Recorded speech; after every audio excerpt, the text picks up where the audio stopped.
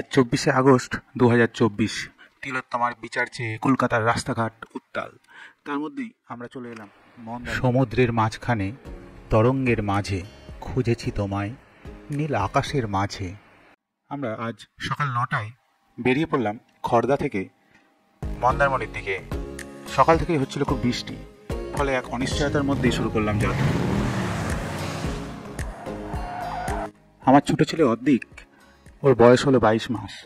যারা আমার ব্লগ নিয়মিত দেখেন তারা দেখেছেন যে 6 মাস বয়সেই ও কিন্তু লাটাগুড়িতে জঙ্গল সাফারি সেরে ফেলেছে। তাই এই বর্ষার দিনেই আমাদের কোলে করে যাত্রা শুরু করলো মন্দারমণির দিকে।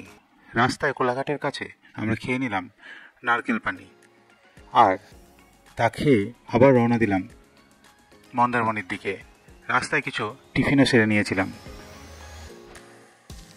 বিগত অনেক কটা মাস ধরেই আমাদের পারিবারিক সদস্যদের মন এবং শরীর ভালো যাচ্ছে না, তাই আমাদের খুব প্রয়োজন হয়ে পড়েছিল এই ট্যুরটির।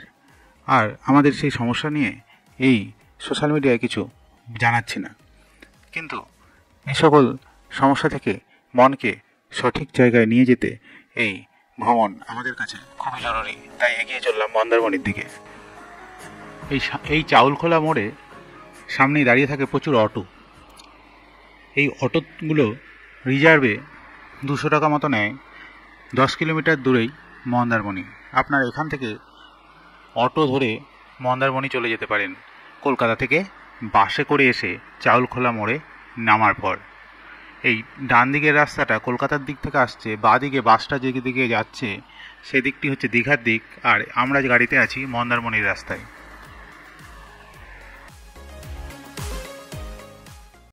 ভোরের বৃষ্টি কাটিয়ে মন্দারমণি ঢুকতে আমাদের বেশ দেরি হয়ে গিয়েছিল।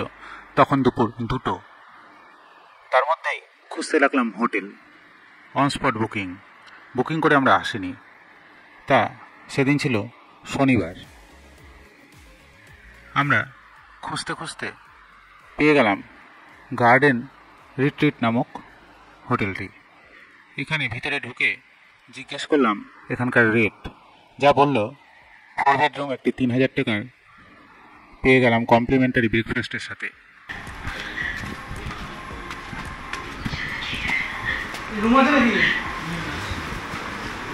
এখানে ছিলাম কতবারে। কত বলো দুটো রুম কি কত দেবে?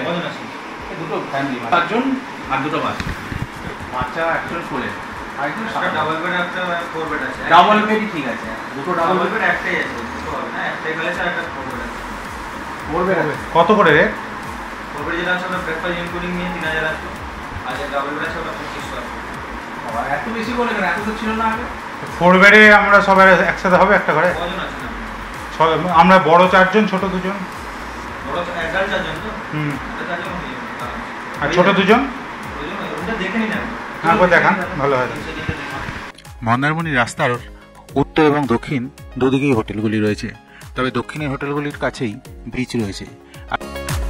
এই গার্ডেন রিট্রিট হোটেলটি রাস্তার দুপাশেই অবস্থিত।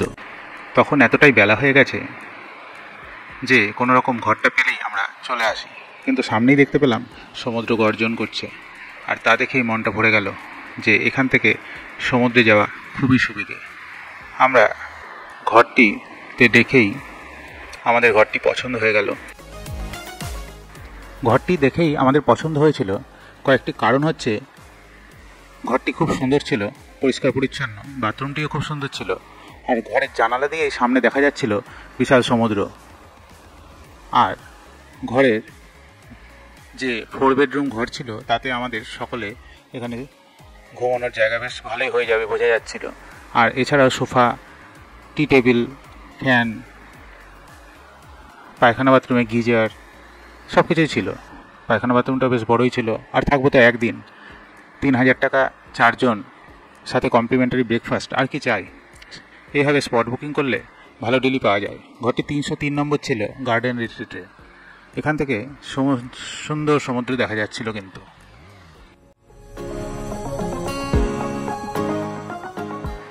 চলুন এবার আমাদের সাথে দেখে নেবেন দুপুরের খাওয়া দাওয়ার কি হয়। হোটেলের রাস্তা দিয়ে ঢুকেই সামনে এরকম কার পার্কিংয়ের জায়গা আর বসার জায়গাও রয়েছে। এখানে এসে একটি যেটা লক্ষ্য করলাম, যে এখানে প্রতিটি হোটেলেই কিন্তু একদম জয় বাবা কিস সব, যেমন মিউজিক চলছে, গান চলছে, আর তার সাথে পেটেও পড়ছে জল। তাই বাচ্চা নিয়ে আসলে সেরকম পরিবেশে আপনাদেরকে বুঝে চলতে হবে। সৈকতের সামনেই আছে অনেক বাঁশের কেল্লা ধরনের রেস্টুরেন্ট, বাঁশ দিয়ে তৈরি এবং দোতলায় খাওয়ার জায়গা।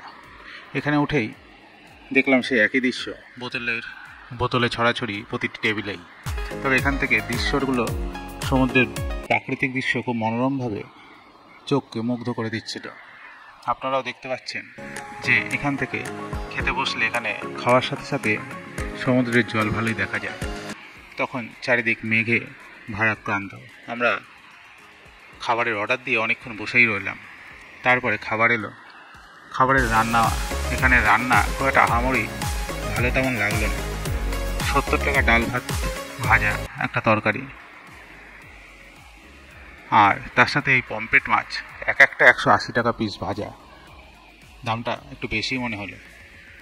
যাই হোক, পমফ্রেটের সাইজগুলো খুব বড়ও নয় আর খুব ছোটও নয়, মাঝারি সাইজের পমফ্রেটই 180 টাকা পিস। আমরা 5 পিস অর্ডার করেছিলাম, তাহলে মাছ আর 5 প্লেট ভাত নেই প্রায় 1400 টাকা বিল। খেয়ে দিয়ে তারপর বিকেলে 3:30-4টের দিকে আমরা ঘুরতে লাগলাম এই সৈকতে। তা করতে করতেই হঠাৎ বৃষ্টি আসায় একটু ঘরে ফিরে গিয়েছিলাম। তারপর আবার ফিরে এলাম ছেলেকে নিয়ে। এসেই দেখলাম নিচে স্টারফিশ পড়ে আছে।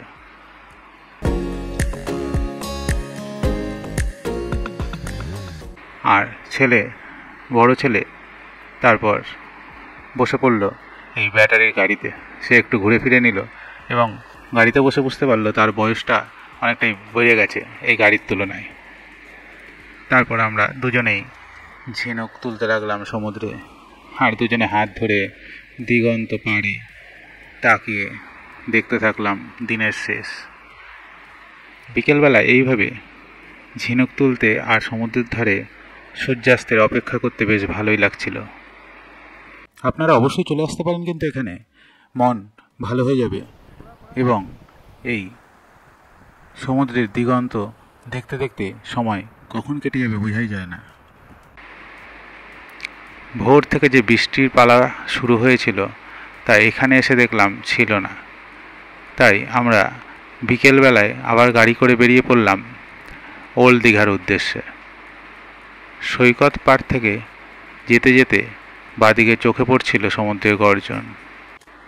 ওল্ড দীঘায় এসে তো একবারে চমকে গেলাম আমরা ভিড় দেখে। এত ভিড় যেন মনে হচ্ছিল কোনো সেলের মেলা বা বড় কোনো উৎসব বা দুর্গাপূজা মেলা বসেছে। চারিদিক শুধু ভিড় আর ভিড়, লোকারণ্য। বিচে তিল ধারণের জায়গা নেই, আর তার মধ্যে চলছে বেচা কেনা, বিভিন্ন ধরনের দোকান, খাওয়া দাওয়ার দোকান আর লোকজনের হুড়োহুড়ি। তার মধ্যেই দাঁড়িয়ে আমরা খেয়ে নিলাম কয়েক কাপ চা। এই প্রচণ্ড ভিড় এড়িয়ে আপনাদের ভ্রমণ করতে হলে অবশ্যই মন্দারমণিতে এসে থাকতে হবে এবং দীঘা ঘুরে দেখতে হবে। আজ আমাদের মন্দারমণি ভ্রমণের দ্বিতীয় দিন। সকালে উঠেই চললাম কমপ্লিমেন্টারি ব্রেকফাস্ট খেতে রাস্তার ঠিক ওপারেই ওদের গার্ডেন রিট্রিটের ডাইনিং হলটি বেশ বড়ই ছিল। এছাড়া রুমে ফোন করে অর্ডার দিলেও খাবার চলে আসে, কিন্তু একটু বেশি অপেক্ষা করতে হয় বলে আমরা হেঁটেই চলে এলাম এখানে। ব্রেকফাস্টে ছিল লুচি এবং তরকারি, এছাড়া অল্টারনেট ছিল ডিম টোস্ট। রুম সার্ভিসে যে খাবার যায় তা যথেষ্ট হাইজেনিকভাবে সুন্দর করে প্যাকিং করে যায়, তা দেখতেই পাচ্ছেন। খাওয়া শেষ করে আমরা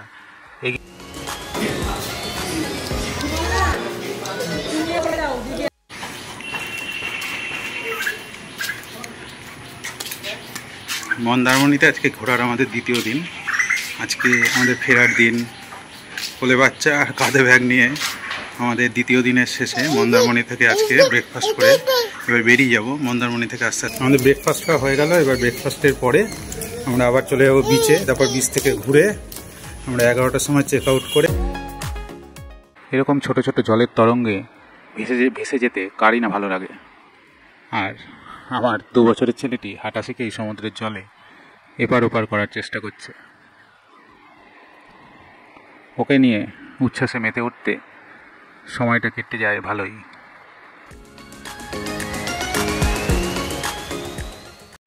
আমার বড় ছেলে সৌম্য আর ছোট ছেলে অদ্দিক আমাদের হাত ধরে জলের মধ্যে আনন্দে আত্মহারা। আর ওদেরকে দেখেই আমরাও ফিরে গেলাম যেন আমাদের সেই প্রাচীন শৈশবে। সবাই মেতে উঠলাম জলের মধ্যে। জীবনের বিষণ্ণতাকে সরিয়ে দিল জলের ঢেউগুলো, ধুয়ে দিল সকল বিষণ্ণতা এবং মনের সকল অবসাদ।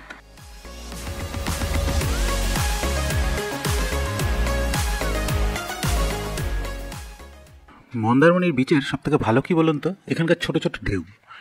এই ছোট ছোট ঢেউয়ের জন্য এখানে বাচ্চারা খুব আনন্দ করতে পারে এবং ঢেউয়ে তলিয়ে যাওয়ার বা চলে যাওয়ার ভয়টাও অনেক কম, প্রায় নেই বললেই চলে।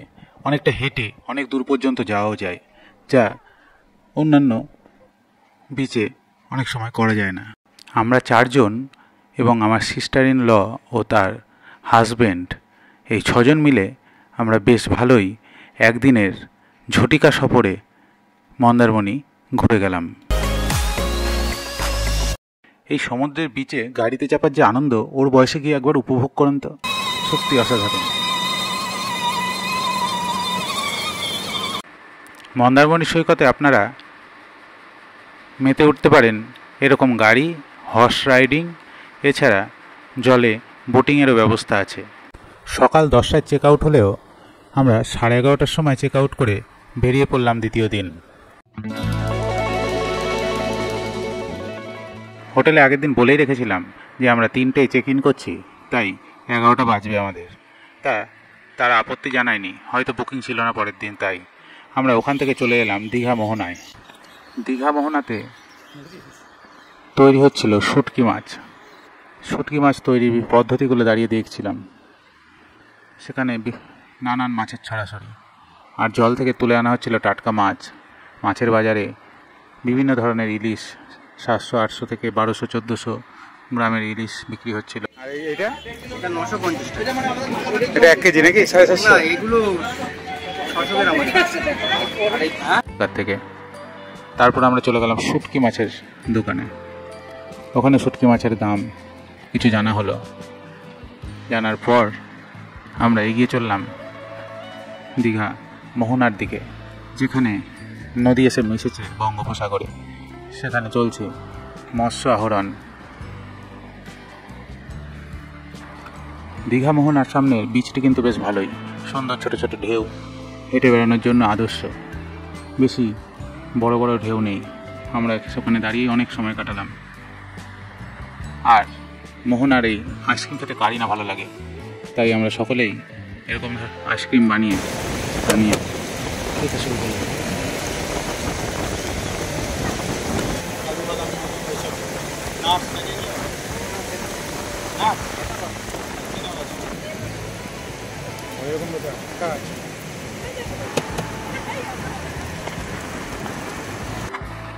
দীঘা মোহনা থেকে আমরা তারপর বেরিয়ে চললাম বাঁদিকে দীঘার গেটকে পাশে রেখে আমরা সমুদ্রের ধারে, সৈকতের ধারে রাস্তা ধরে আস্তে আস্তে এগিয়ে চললাম পরের বিচে।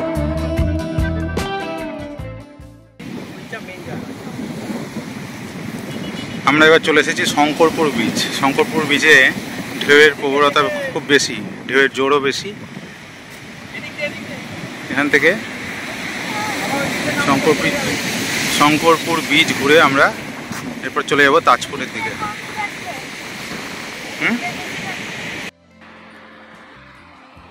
এখানে যাওয়ার পথে অনেকগুলো ভালো ভালো হোটেলও দেখতে পেলাম।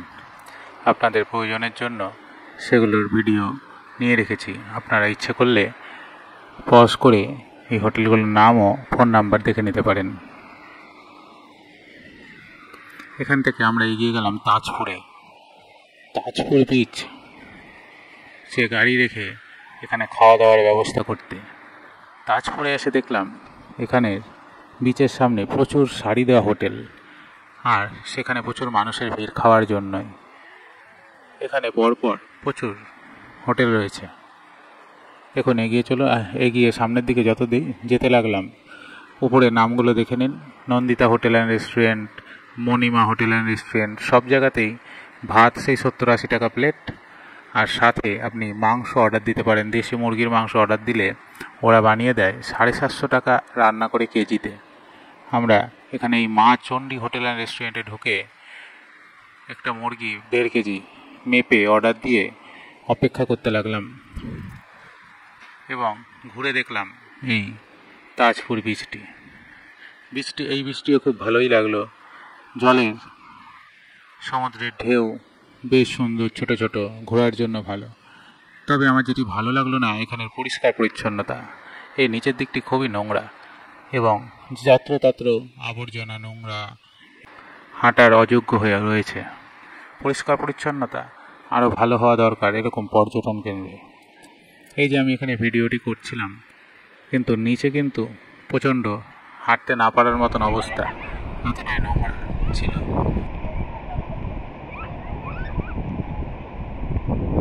এই ছিল আমাদের 2 দিন ও 1 রাতের মন্দারমণি ভ্রমণ। প্রথম দিন পৌঁছে খাওয়া দাওয়া করে আপনারা ঘুরে দেখে নিতে পারেন আশেপাশের বিচ, এবং দ্বিতীয় দিনও ফেরার সময় বিচগুলো দেখে আপনার ট্রেন, বাস বা নিজে গাড়িতে আবার ফিরে আসতে পারেন। যাই হোক, এখানে আমরা খাওয়া দাওয়া সেরে নিলাম মা চণ্ডী হোটেলে। মাংস ভাত রান্না এখানে কিন্তু ভালোই করেছিল। খাওয়া দাওয়ার শেষে আমরা এবার বেরিয়ে যাব বাড়ির উদ্দেশ্যে। হ্যাঁ, আর খাওয়ার রিভিউ দিলাম না আর নতুন করে, এখন তো চারিদিকে খাওয়ার রিভিউর ছড়াছড়ি। যাই হোক, আমরা চললাম বাড়ির ঠিকানায়। আবার দেখা হবে আপনাদের সাথে নতুন কোনো ব্লগে। ধন্যবাদ। সকলে ভালো থাকবেন, সুস্থ থাকবেন। সাধের সাধনা মম শূন্য গগন।